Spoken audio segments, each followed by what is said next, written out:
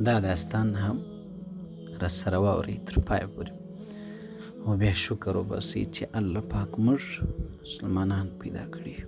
ملګرو دی لږ په هندۍ ژبه کې د هندوستان راجستان کې دا د مږو مندر دی دا ویډیو جوړ کړی او زه په پښتو کې ترجمې کوشش کوم ځکه چې ممن کې جهالتونه ډیر دي.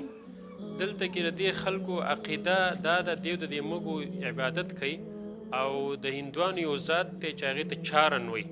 چارن دا مږې چې کوم دی ډېرې مقدسې ګڼي او د هغوی عقیده دا ده چې د هغوی په خاندان کې څوک مړ شي نو د مږې په شکل کې بیا په دې مندر کې پیدا کیږي او که په دې مندر کې یوه مږه مړه شي نعوذ بالله نعوذ بالله نو د هغوی عقیده دا ده چې دا دلته کې بیا د هغوی په کور کې د یو ماشوم په شکل کې پیدا کیږي.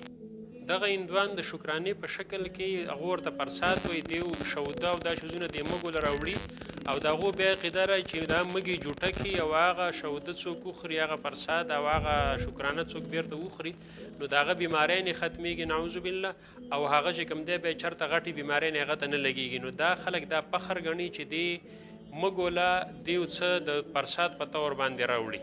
دې مندر کې اوس تقریبا د 15,000 نه تر 13,000 پورې مږې دي خو خلک احتیاط کوي ویسې نه چې د قدم د لاندې چا مږه راشي او مړه شي نو بیا به چې کوم دی په احتیاط باندې هر سړی ځي که مږه یې مړه شوه د قدم د لاندې نو دیو چې کوم دی بیا د سپینو زرو یوه مږه به راوړي او دې مندر کې بیا د جرمانې په طور باندې جمع کوي چې زما د لاسه چې کوم دی مږه مړه شوې ده.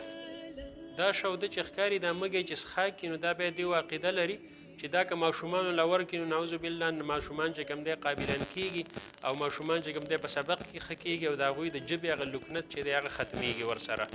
او د دوی بیا عقیده ده چې په دې مندر کې خو ټولې مږې تورې دي خو چې چا پکې سپینه مږه ولیده نو هغه د ټولو نه بختور بګت دی چې هغه چې کوم دی سپینه مږه په دې ځای کې ویني نو دا د هغه د بختورتوب په ټول خاندان کې نشاني ګڼلی کېږي چې د په فلاني مندر کې او سپینه مږه لیدلې ده. دلته کې په دې کلي کې چې څوک نوی ګاړی واخلي نو اول یې دې مندر ته راوړي د مږو مندر له چې دا ګاړی بختور شي. نو دا دنیا جهالتونه دي په مختلفو شکلونو کې موږ ته الله جل شانو د اسلام مذهب چې ښایسته د هغې د الله رسول وفرمایل صلی الله علیه وسلم چې داسې دین باندې پرېږدمه چې لیلها کنهارها د دې توره شپه د رڼا ورځې په شان چې کوم دی ښایسته او رڼا ده او ډېر ښایسته دین الله موږ ته نصیب کړی دی. په موږ کې هم جهالتونه شته دی خو هغه جهالتونه الله جل شانو دې زمونږ حفاظت وکړي. موږ به چې کوم دی د خپلو علماو نه تپوس کوو چې آیا څیز د دې څیزونو دا کوم غیر ضروري څیزونه چې موږ کوو ځکه چې که موږ ته نعوذ بالله موږ کې هم داسې خلک شته که چا ته وویله چې یاره په دې مندر کې د دې مږو جوټه چا وخوړل نو بیا بیماري ختمیږي او جادو او جنات او دا شیزونه یې ختمیږي نو اوس به پسې لښکرې رواني.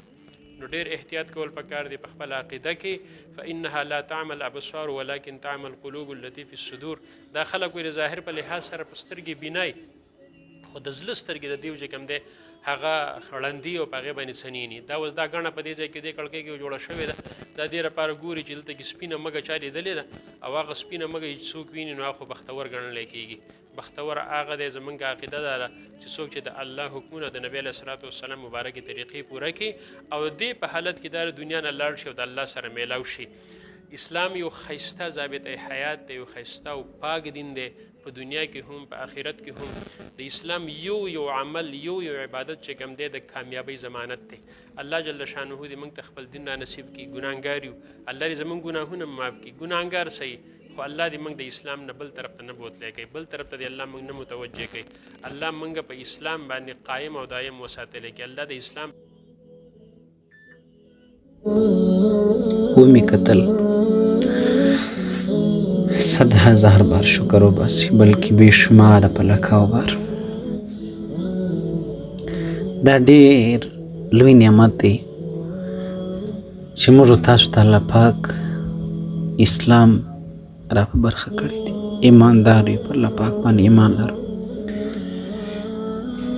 الله پاک په خپل بنده باندې ډېر زیات انعامونه کړي دي که مسلمان یې که هر څوک لیکن در ټولو ستر او لوی نعمت هغه دین د اسلام دی. ورونو تاسو ګورئ الله پاک موږ خلاص کړي یو د غویانو د عبادت نه د بوتانو نه د مژکانو نه د سپي جاپان پیژنئ د موټران ښایسته موټران تاسو پکې سپرېږئ څوک در جوړوي سپي عبادت کوي چې خبر سي ګوته به په غاښ حیران پاته سي. دا د صحابو کرامو رضی الله عنه هغه خولې وي، هغه سفرونه یې ول چې دا ښایسته دین یې زما او ستا در علاقې پورې راورسوي. نو ته دومره بې همته یو چې په پوهېږو هم سم نه، قدر یې هم سم نه پېژنو، کور ته مې سم نه دی رسولی. در ټولو مهم شی موږ ته خېټه ده. ستا ډوډۍ خو د خوراک د رزق خدای سپي ته هم ورکوي. مسلمانه ته یو مقصد لرې، ته د خپل ګرېوانه څه پوښتنه وکړه. معاشره دې په نشو کې راغله، ستا مسلمان ټولنه چې باید له ټولې دنیا نه اوچته وي، دنګه وي، په هر لحاظ دې وړې وي، تا ته د خدای حکم دی، ته عاقل یې، ته ژوندی یې، دنیا مړه ده. خو افسوس ته نن پر یوه سره روان یې، ستا خانه خرابه ده. زه خیر دی اوس هم وکسته.